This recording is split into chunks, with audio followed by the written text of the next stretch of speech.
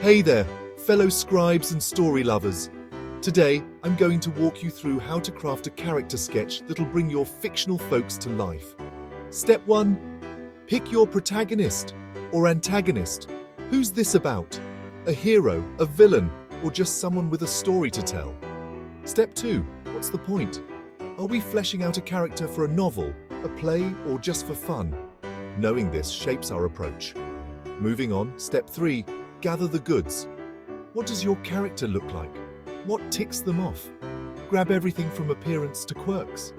Step 4 is where we get organized. Break down the info into categories like background, motivations, and even their favorite cereal. Step 5, we start writing.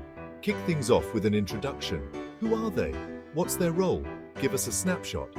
Next, Step 6, dive into the details of their digs. How do they dress and what's a standout feature? Maybe a tattoo of a tiny elephant. Step 7, personality time. Are they as charming as a 20s flapper or as brooding as a stormy night? This is where their essence comes alive. For Step 8, it's backstory time. Where did they come from? What's their world shaped by? Step 9, what pushes them? Ambition? Fear? A mysterious past? Nail down those motivations.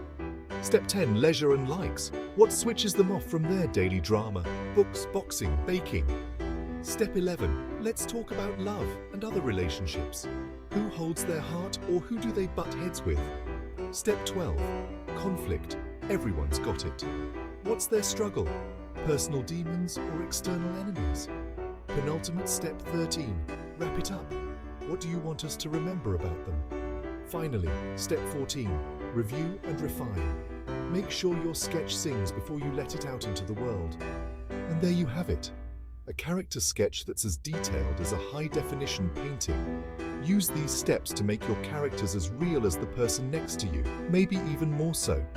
Until next time, keep those pens busy and your imaginations wild.